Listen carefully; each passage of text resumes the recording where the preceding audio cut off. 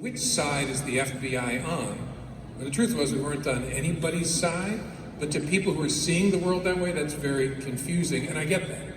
And what I've urged people to do, come up to me and say, I don't know which angle they're coming from, who hate me from this angle or this angle. I say, look, have you taken the time to try and understand why we made the decisions we made?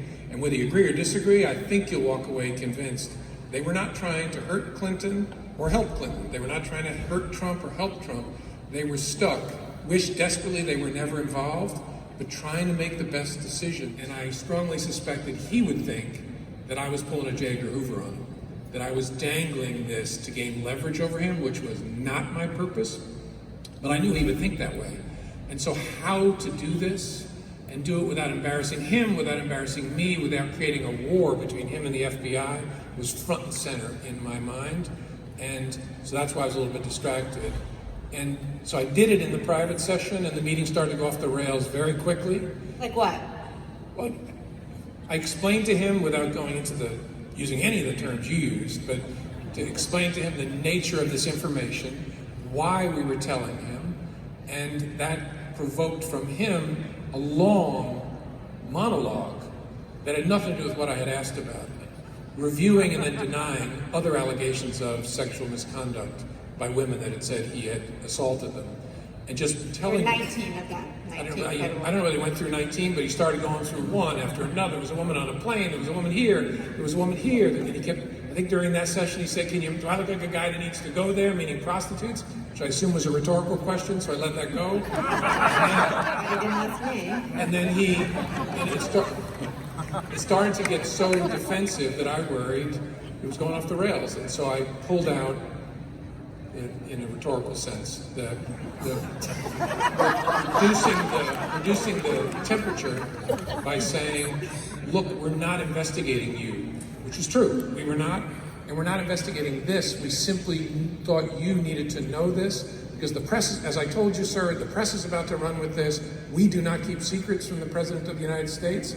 We need you to know this. That's it, but we're not investigating you. And that was the essence of that second meeting. Compromised or corrupted at the highest levels? I worry that its reputation for standing apart. The Justice Department is in the executive branch, but can never be, in a spiritual, cultural sense, entirely of the executive branch. I worry that has been damaged in the short run. It'll recover in the long run by this Attorney General's leadership and the way in which he has channeled the president, adopted his language, and in ways that a reasonable person from the outside would think he is running errands for the president. That may not be true, but the perception matters. Despite what your mom and dad told you growing up, when you're the Attorney General of the United States, you have to care what other people think because your institution depends upon the faith and confidence of the American people. And so you have to constantly worry about what do the folks think about what we're doing and do they trust us? The things they've done over the last months have created doubt in the minds. I'm not talking about partisans who are always going to have a way to yell about something. I'm talking about ordinary, normal people would have reasonable doubts about whether it is adhering to its obligations in the system. The House has no choice but to pursue an impeachment inquiry. All I know about the facts are coming from news accounts. All I know about the facts are coming from news accounts. I think I had a chance to read a few opening statements that were released publicly. I'd like to withhold judgment until we have a chance as a country to see in public testimony to get the transparency we deserve. But if the news accounts are accurate, the president engaged in a shocking abuse of power. And again, if the facts that are in the news are accurate, I don't know how a member of Congress abides their own oath to bear true faith and allegiance to the Constitution of the United States without pursuing this. And again, I'm trying to withhold judgment because I want to see the facts publicly. Why? Because there may be things I don't know. As an investigator. What could be exculpatory when the President of the United States and his personal lawyer have basically copped to everything that's been testified to? That they have admitted that aid was held out in exchange for digging up dirt on the Biden family and apparently Donald Trump is more confident than every Democrat in my building that Biden's going to win the Democratic primary. And this cock-a-doodle-doo theory about a server, which I understand is actually a cloud that's buried in some ditch in Ukraine. Another great What do you need to know? preamble. And maybe it's because of my training, I think it's very important as an investigator, and I would suggest as a citizen, that you resist until the last possible moment drawing a conclusion. Because drawing conclusions early closes your view to facts you can't see. In a criminal case, it's a path to tragedy.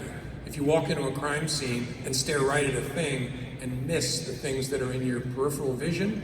So it's really important, I think, to insist that the process go forward, to be a credible gathering of evidence, a public airing of evidence, and wait and fight to keep an open mind until you have seen all the evidence. Now, what I said is, if what's been reported in the media is true and there aren't facts that become available that are different than that, I offered my view of that. But it's important to try to fight to keep an open mind. One of the things that happened with Bob Mueller is, and I saw this happening, people projected onto him. They said, it's Mueller time. Mueller's going to fix this. And I used to say privately, look, I don't know what the answer is. I don't know whether there's sufficient evidence to conclude that President Trump or anybody around him conspired with the Russians. That's why we were investigating, to try and see what there was there.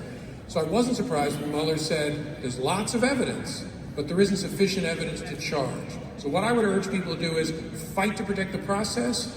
It's an outrage that people would refuse by fiat to cooperate and provide evidence and testimony to an impeachment inquiry, but fight to keep an open mind until all those facts are gathered, then reach a conclusion and insist that reasonable people hear your view.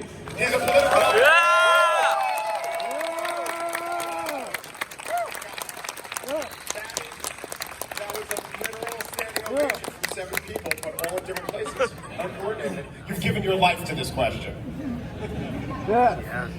Yeah, you know, I think that there's a little bit of a false dichotomy here, because I'm of the belief that if you fight on policy, and policy that polls overwhelmingly well then there's no like, okay, am I going to get the centrists, am I going to get the moderates, or am I going to get my base? You can actually bring in everybody. You could bring in new voters, you could bring in independents, you could bring in right-leaning people, you could turn out your base. You just have to make sure that you're hammering away on a strong, populist, anti-establishment message. For example, an issue like the minimum wage. 80% of voters want to raise the minimum wage. So that's one where I don't know why we wouldn't talk about that day in and day out. I mean, make the Republicans argue the opposite. Put them in that position where they have to argue the opposite position. Also, you know, legalizing marijuana, 62% of the country wants to do that. And I could sit here and ring off like 8 different policies, but I won't put you through that. But the bottom line is, I think there's a little bit of a false dichotomy, because if we stick to the bread and butter issues and we hammer home, I think the tides will turn in our direction. Well, the false dichotomy, yes, you're right. Those are two issues, and a wealth tax is also enormously popular. So that's not what the candidates will be debating about. They'll be debating about their differences, and they differ on the Medicare question. And that's where you have one set of opinions, and maybe James Carville has another set of opinions, and he wants the debate to go a different way. You tell me, James. Well, look, I think about listening to this, and everybody says, you know, it's all about exciting the base. It's all about getting the base out. And so every time you go on television, well, it's all about the base, Jack. And if they get their people out, or we get our people out. And so the Democrats had a terribly disappointing 2016. So people like got together and said, hey, I got a great idea. Let's go around the country and recruit really talented, diverse, a lot of women, a lot of different people, and all have real backgrounds, CIA agents, business people, military people, and let's talk about things that matter to people. And so, we're talking about the minimum wage, we're talking about how you expand health care, we're talking about this. Holy shit, it's the highest turnout since women were granted the right to vote. I'm totally for a public option. I'm totally for people having access. We couldn't get the public option through when we had big majorities in both the House and the Senate. I would be glad to take it up. I think Medicare for all is a stone-ass solution. where is everybody, and go to where they are if you're a politician. And when you look at a Medicare for All poll and it says 70% are in favor of it, and even 52% of Republicans are in favor of it, it's really a political no-brainer in the direction of fight for it. So, I know that wasn't always the case. And, you know, James, you're a brilliant guy, and you deserve all the credit in the world for getting Bill Clinton elected and everything you've done. But I would say that, you know, politics isn't stagnant. It evolves over time, and we're in a populist anti-establishment era. Exactly. And we have 15% of the country voting for college, 50% want Medicare for all. You know, when you talk about abolishing student debt, that's like the easiest idea in the world to sell to the American people. Who is going to defend $1.4 trillion in student loan debt when other developed countries have free college? Anyone who paid off their own Student debt? loan forgiveness is the dumbest thing I've ever heard in my life. Let me explain. How many people's parents save for their education? How many people work when in college? So we're going to go tell everybody, you fool. You stupid fool, your parents didn't take a vacation and save money for you, and you worked through college. Why don't you just shut up and let me finish? If you want to go teach for America, or you want to work in the Peace Corps, or you want to be in the Marine Corps, or you want to pick up on the Little Patrol, or anything like that, fine, we can do it. We can talk about a lot of reduction. But this is just one of these idiotic things that sounds good until you stop and you start thinking about it. Just every poll that goes into the details of, well, how do you support it if you realize you have to give up your private insurance? The numbers go into the 30s. And what happens when they say you can keep your doctor? What happens when they say you can keep your doctor? It goes back up to 50%. Do you want to talk numbers or do you want to talk sound bites? Let's talk numbers, because you just said that, oh, only one person ran a Medicare for All ad and they lost. Well, I'm a co-founder of Justice Democrats, so I happen to know this stuff inside and out. And let me just tell you, before we got involved, there were 4 politicians in Washington, D.C. who rejected corporate PAC money. You know how many there are now? 40. And you can say, Let's stay on the talking numbers. We won 40 seats. They were in swing districts. In the primaries in those 40 seats, the candidates endorsed by Justice for Democrats in those seats overwhelmingly that's not even the lost. name of the group. What is it? Justice Democrats, not Justice for Democrats. Sorry. Okay. Sorry about the name, but the numbers are right. Your candidates lost in the primaries. They did. Okay, That's the fact. No, 41% of them actually won, and it wasn't just I'm one. talking, no, in swing districts that we won. Name 5 candidates of yours in swing districts that won or not. Do you know how many Democratic Socialists won in this last election? It's a simple question. 42. Yeah, but you didn't answer his question. Kyle, you changed the terms of the debate. What's the question? I'm more than happy to answer any Just to question. answer the question, how many Justice Democrats? Name me 5 Democrats who won in swing districts. Again, we ran the play in 2018. We scored a 70-yard touchdown. Let's get back in the huddle and talk about running the same play. Exactly. As opposed to some, I don't know, triple, double, reverse. You know, we won in the Bronx, we won in Boston. You know what percent of the United States elects 52 senators? I do. 18. 18% of the country elects 52 senators. You can roll up all the votes you want with all your pals in New York City and Los Angeles and San Francisco. Not going to do you any good. Not going to do you any good. And until somebody understands math, all right, then we're just beating ourselves against the wall. We can be for progressive taxation. We can be for expanded health care. You have the Green New Deal. It doesn't even mention engineering. I live in Louisiana. The water was against the levee for 211 days. More water is coming. We need engineering. And somebody in this party better start talking about nuclear. The main reasons why Trump won, and just to be clear up front, he's a liar. He's as big of a liar as you could possibly get. But the dude went to the Rust Belt and he kept doing these rallies where he was talking about, like, you know, I'm going to bring the jobs back. It's going to be so tremendous. We're going to have so many jobs. It's going to be unbelievable.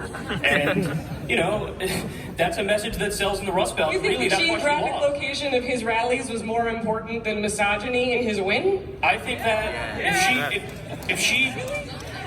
think that if she did rallies in the Rust Belt and argued against the outsourcing, then yes, I think she could have won, because she only lost by 60,000 votes in the Rust Belt. All right. Do you know how many I'm sorry, I am very confused. I'm confused. Can I make a point of order?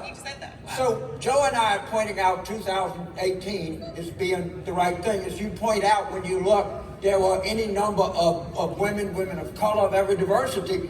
It seems to me the Democrats did a pretty good job in 2018 bringing women into the party, helping them, electing them, women of every background. Why don't we just continue to do that? And by the way, on Hillary Clinton's thing, I will tell you this. It's a good point. What's the relationship of Jill Stein and the Russians?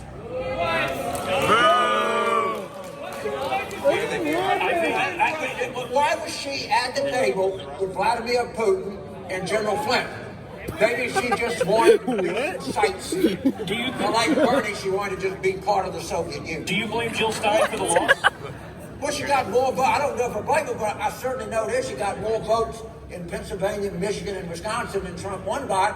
And I wouldn't want to be around anybody that had anything to do with Vladimir Putin. I think he's one of the most horrific people in the world. And why that woman was sitting at that table, I'd give anything to know. You probably know her, so you can find out.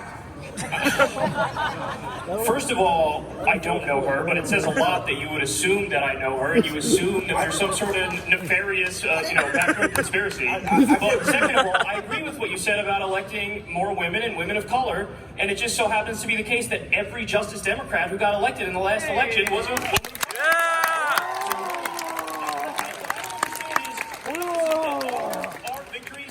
Victories, they just don't count for a variety of reasons. It's really funny you just cited that, but yet you ignored the issue of gender impacting electoral outcomes. I mean, you can't say, like, look at all these women of color who won, they won despite the gender dynamic that you just dismissed. No, I didn't dismiss it. Yes, you did. No. Here, let me make it crystal clear. Does gender matter? Does gender matter? The answer is yes. Could that still have been overcome if Hillary campaigned for Roosevelt on the right? Guys, hold on. I need to be the moderator, so let me moderate. Yeah. But just one fact. Is Ro Khanna a Justice Democrat? Yes. No, he's not a woman of color. No. Every newly elected Justice Democrat. Every newly elected Justice Democrat. Hold on. The newly elected Justice Democrats were the 4 members of the squad, and that's it? Am I right about that? Yes, but there's okay. 13. I just want to let the audience know the facts who we're talking about. The 4 members of the squad is who he's talking about. The Democratic Party has become more progressive in Congress because of that. I'm not disputing that. It has very little to do with what happens in 2020 and whether we defeat Donald Trump. And that, I'm not saying that because I think you're wrong. I'm just saying that because I think it's a fact. If you want to talk about false choices, though, the one that bothers me is that somehow if you are a moderate, you can't be bold. And let's take the women in the race. Amy Klobuchar has just as much of a right to get up on the stage. About a woman running for president, even if it's not your candidate. That's not cool. Don't laugh at a woman running for president. That's all I'm saying. Just have respect for a woman who's running for president. That was her Lori. I love coming here to get booed by men who say they don't have a problem with sexism. It's really cool. What if Sarah Palin ran? We can make fun of her, right? Figure out how to do that. I hope she's the nominee. And if Andrew Yang can figure out how to do that, I hope he's the nominee. There we go. We got a couple. That's what this is about. It is not a litmus test. We lose when we force our candidates through a litmus test that the Republicans don't do. We saw that in the last election. And this is about winning. It's, again, I respect people in the middle, I respect people in the far left, and I applaud their passion.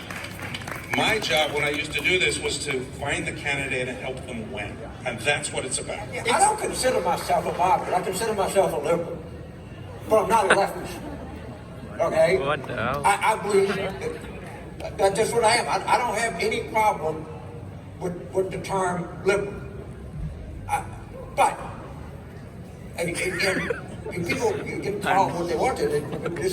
We're not like having some kind of O-line debate here. And the people that we ran, and I love that picture just like you do. I used to have it. I was going to put it on my wallpaper on my cell phone. I think it's great. There's ballot initiatives that pop up in all the different states. It's like overwhelmingly the case that the left position wins on the ballot initiative. So I think what that says is the power of our ideas is actually really strong, and our ideas are better than their ideas, and we put them directly on the ballot, people come out and vote The for it. problem is 40 times you were on the ballot in these swing districts and 39 times you came up short. And so look, if I work for Mitch Landrieu as the mayor of New Orleans and a Democrat gets elected mayor of New Orleans, does that make me a political genius? Well, no. There's no possible way a Democrat could ever lose running for mayor of New Orleans. So if I went around and said, well, gee, look what a freaking political genius I am. We run a race we couldn't lose. I mean, we could lose to another Democrat. You're not going to lose the Bronx. I don't care what you do. It's a plus 40 Democratic district. You don't get credit for that. But you probably outspent AOC 10-1. You go to Oklahoma City, or you go to the west side of Houston, or you go to the north side of Dallas, or you go to Charleston, South Carolina, and you win a race, then I'm impressed. I would have no problem voting for Bernie Sanders or Elizabeth Warren. All the other ones I asked. They're going to have to come get my vote. I'm not handing my vote over to them. That doesn't mean I'm not going to vote for them. If I have a conversation with, let's say for argument's sake, even though it's not going to happen, Amy Klobuchar or Mayor Pete gets it. I know, right? And so if I talk to them and they say, hey man, listen, I'm gonna work with you and do everything I can on raising the minimum wage to a living wage. I'm gonna work with you on issues X, Y, and Z. You know what? A deal's a deal. We don't get everything we want in politics, but sure, then no problem. But I do find it curious that, of course, you asked me that question, but others aren't asked, hey, what if Bernie Sanders wins? Would you support Bernie Sanders?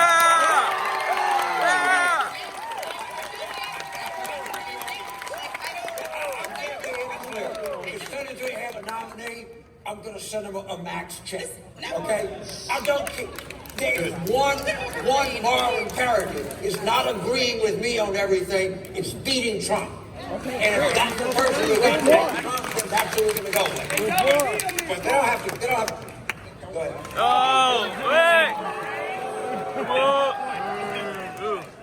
We all have standards. It's okay to have standards. Okay, so you think there's two acceptable candidates on I didn't say that. You said I'll vote for Bernie Sanders or Elizabeth Warren. Everybody else, I'm not sure. I just said if I talk to them and they come to my position on certain positions, then yes. But you just said you wouldn't vote for Tulsi, so you're in the same boat as me. You just have different standards.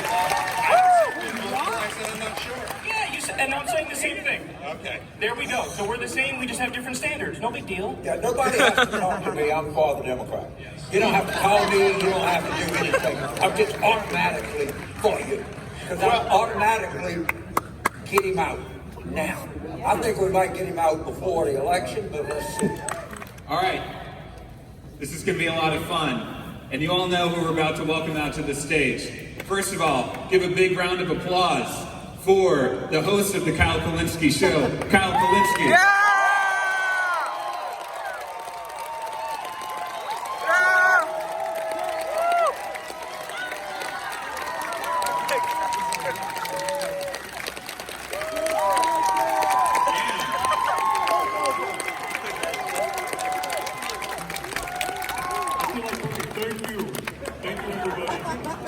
And give a big round of applause to the head of Turning Point USA, Charlie Kirk.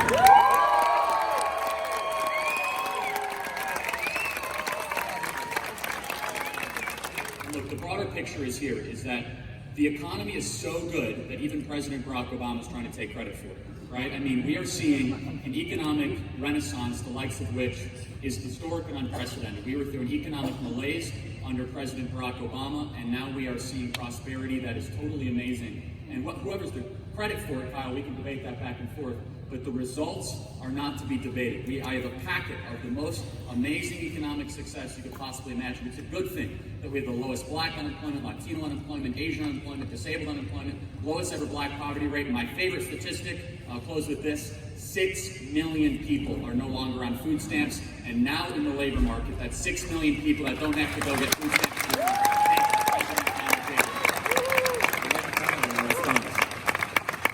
Okay, so there's a lot there.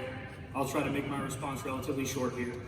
I don't think the way that we measure the economy, the metrics that are typically used by mainstream media, I don't think they're good metrics. I think they're absolutely terrible metrics. When you look at something like the unemployment rate, okay, I'll give him partial credit for that unemployment rate going down, but then you also have to give Obama partial credit for that as well, because he did dig us out of the hole of that Great Recession. But basically, listen, the point is, Donald Trump used to bring up this thing called the U6 unemployment rate. Now, the U6 unemployment rate is a more accurate reflection of what the real unemployment rate in the country is. I mean, I'm sure you guys remember back to the primary season, he'd be like, you know, the actual unemployment rate is really more something like 10%, 15%. He would always kick that number up because Donald Trump was kind of right. The way we calculate it is nonsense. So when you look at the real unemployment rate, I actually should say the official one is 3.5%. The U6 unemployment rate is 6.9%, so it's significantly higher than what's often touted by mainstream media. And you have to include the discouraged workers, you have to include the people who work on and off, and people who are part-timers who want to be full-timers. So there's this whole category called the underemployed, and that's another 22 million people. You have 8.6 million people officially categorized as working poor in this country. You have, this fact always gets me, I think it's incredible, that 78% of Americans live paycheck to paycheck. 78%. That's nothing to write home about. And Obama kind of sucked, but so does Trump.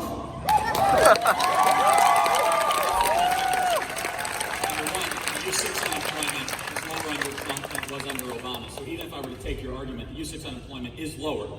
Number two, we have more job openings than we have actually people to fill it. And because of that, we are seeing wages go up. One of the most misrepresented piece of legislation in our country's history. I have to listen to the Democrats time and time again say this was a handout for corporations and a handout for the richest of these. That is incorrect. This is the largest, most successful middle-class tax cut in American history.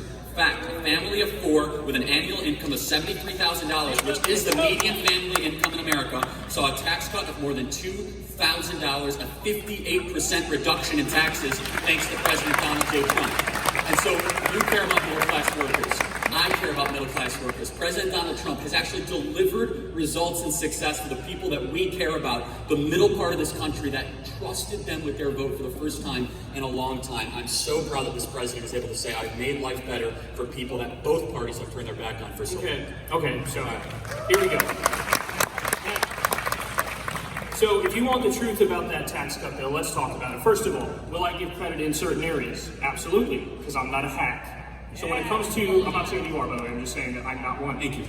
So the good parts of that bill, the child tax credit went from $1,000 to $2,000. That's something we can agree on. Good, that's a good thing. The standard deduction was increased. That's a good thing as well. By the way, I like how we're both super tall and these mics are so low. It's so awkward. It's got to be like the presidential, like, okay. All right, so now let's get into it. That's the good part. That's the stuff I agree with. Here's the bad part, okay? In 1952, the corporate tax rate, it accounted for 33% of all federal tax revenue. Okay, you understand that? So the corporate tax accounted for 33% of all federal tax revenue. Today, corporate taxes only bring in about 8% of that federal revenue. So that means a giant tax cut for corporations. Trump looked at that and said, we should give them a bigger cut. So the rate went from 35% to 21%. That cost more than $1.3 trillion. Also, this bill scrapped a little thing called the alternative minimum tax. So what that means is that if there's a rich person who's got a team of lobbyists and a team of accountants trying to help them dodge taxes, okay? Let's say they get that rate down to 14%, their effective rate. The alternative minimum tax says, no, you have to pay a minimum of 25%. You can't deduct below that 25% number. This bill got rid of that because it wants the ultra-rich to take all the money and run out the back door. If this bill was not for helping the rich, then why is it that they took the estate tax, which only applies to people with goddamn estates, and they said, hey, $5.5 million is the line, how about we make that $11 million? So in other words, a tax that only impacted the rich, he said, well, you know, let's cut that one quite a bit as well.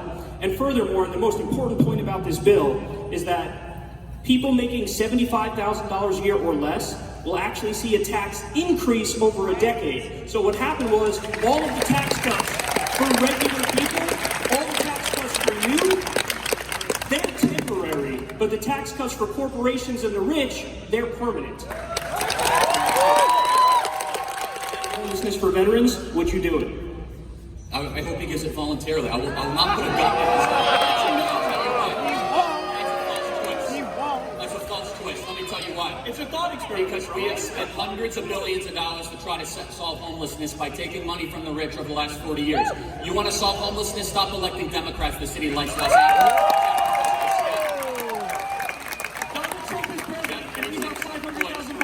That makes no sense. I don't actually love Amazon or Jeff Bezos, but you're starting to make me like him even more throughout the course of the debate. Jeff Bezos did not make his money going around city to city with automatic machine guns stealing people's money away. Half this room probably uses Amazon on a weekly basis. You have to be innovative. You have to be an entrepreneur. He employs hundreds of thousands of people in an extraordinarily competitive market. He did not get it by being a robber baron. That's how you get rich in countries that are socialist countries. Wrong. To get rich in a capitalist society, you must have a good idea. People must believe in that idea and continue to purchase that idea over a But long Charlie, period dude, of time. there's this thing called a social contract. Oh, this It's is a good. very Let's talk simple about thing. When did I sign that, Kyle? I must have missed it. Okay, well, you can go live in Somalia where they have none. Good All right, luck. so you believe in the Rousseauian theory that all of us are nothing more than a collective. I disagree. I didn't say that. I said there's a social contract. Who do you think wrote the social contract theory? Well, I thought you liked the Constitution. I thought you liked our Right, founding the fathers. Constitution that talks about this is so important.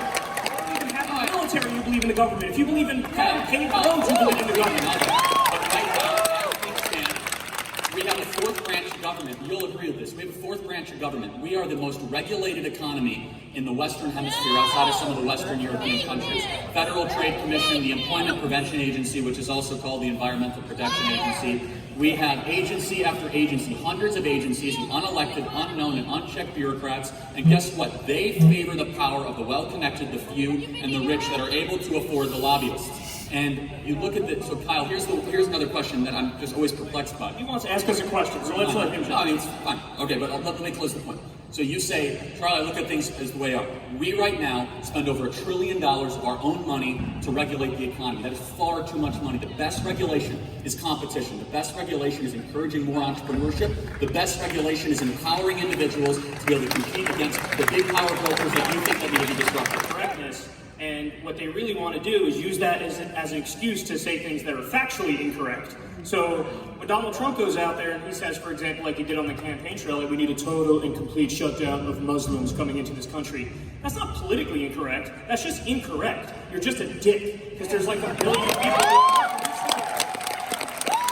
And you're not all guilty for the sins of Al-Qaeda. So yeah, that's my take on it. I think I'm politically incorrect myself, but I think that oftentimes people on the right use it to get away with saying things that are just factually incorrect. That's why I think what Colin Kaepernick did is good, because he's protesting through peaceful means. Of course. He was being a selfish individual that was all about himself during a ceremony that was ultimately about veterans. So we're talking in circles here, broader about political correctness. I'm not the one that's going to say Colin Kaepernick should not have a right to do that. In fact, I defended his right to be incorrect and his right to be selfish and his right to be wrong. That's what makes this American experiment so special. I will say this, and the rise of political correctness and the rise of division in this country, you only see political violence predominantly on one side, and that is Antifa. You do not see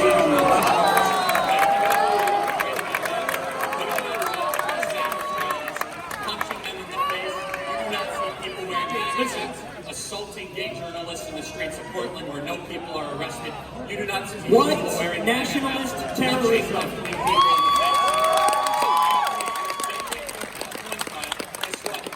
denounce it, the president denounces it, yet half the people running for the Democrat Party have not denounced Antifa. Why do people running for the Democrat nomination not denounce Antifa? A paramilitary organization that goes around and pounds people on the head if they dare disagree.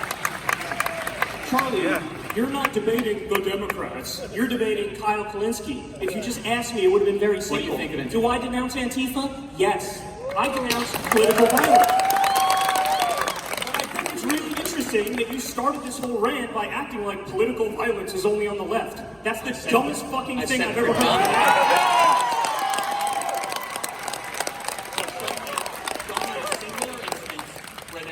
Wearing MAGA hats, waiting outside of a leading Democrat. I'll do you one better. How about a guy named Caesar Sayoc who murdered people with a fucking MAGA hat? foreign president to try to intervene to investigate Joe Biden. Instead, the favor he asked for was to try to go after CrowdStrike. It was the president of Ukraine that first brought up Mayor Giuliani. It was the president of Ukraine that brought up the topic of corruption. This phone call is being intentionally misrepresented. And guess what? It was a setup from within our own government. Congressman Adam Schiff changed the whistleblower laws. He met with the whistleblower well before it became public, sat on it for over 2 months. And there's a lot around this, and so if we're talking about foreign collusion with adversaries, I think we should, oh wait, we are looking into the origins of the Russia investigation of Fusion GPS, which is now a criminal investigation. Okay, so you were almost there, Charlie. You were so close, but so far at the same time. So, okay, you're actually correct about one thing you said there. Hillary Clinton did indeed try to get foreign help in the election against Donald Trump with Ukraine.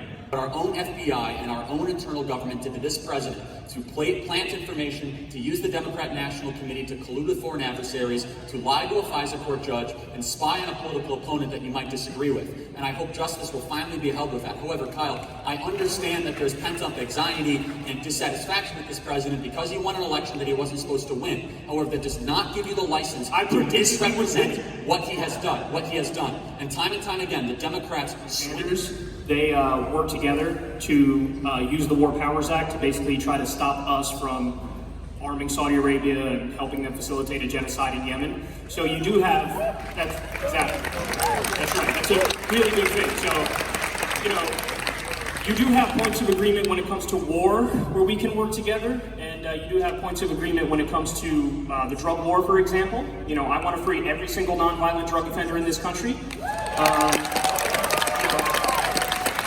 also want to legalize marijuana. I want to decriminalize all substances. Listen, it really is it's a personal issue. If anybody has problems with it, they should be getting treatment. They should be getting rehabilitation. They shouldn't be locked up. So, yeah, there's points of agreement. I think when it comes to social issues, Charlie and I will agree, insofar as you fully do agree with non-interventionism on foreign policy and basically a hands-off approach to, you know, cultural issues and social issues. Yeah, look, so here's one thought exercise, and I do want Kyle to have, I know we're running out of time, but we'll agree, but I don't totally agree with everything on foreign policy. We're more in agreement that we should have a more restrained foreign policy. Drugs, I wouldn't, boy, that's too far for me, but I do think decriminalization of certain substances is perfectly fine. But here's what always perplexes me, and Kyle, backstage you called yourself a libertarian leftist. Is that a correct way? It's a fair categorization, or populist left. Okay, so here's something, and maybe you can explain it to me. I'm skeptical of government in all forms. So I'm skeptical of the government that locks up the people that are wrongly accused, skeptical of the government that declares war on the country that is incorrect and invades the sovereign country. That's also why I want to restrain federal bureaucracy and federal regulation. If you don't trust the government, Kyle, why do you want the government to run our health care and take all of our guns away? That's actually a very good question. I'm more than happy to answer it. So, it's because I'm also an empiricist. And so I believe in, you know, what I can see, what is evidence-based. And when I look around the rest of the world, it's just a fact that the rest of the developed world, particularly in Scandinavia, they kick our butt when it comes to healthcare, when it comes to education. So ultimately, listen, I do want to maximize freedom as much as possible, but I'm also pragmatic in the sense that I'm not going to stubbornly refuse to improve our healthcare system when I can see the studies. I see that we're ranked number 37. I see that the UK and France are routinely ranked in the top 5. The rest of the Scandinavian places are in the top 5. And so I don't have a fucking cinder block where my head is supposed to be. But to answer your question, because you brought up the sovereign wealth fund and how that's funded through fossil fuels, which is true, and that's a decent point. However, what I would say is, listen, man, we got to get serious. And the bottom line is, there are inevitable patents and an economic boom just waiting to happen when it comes to green and renewable technology. And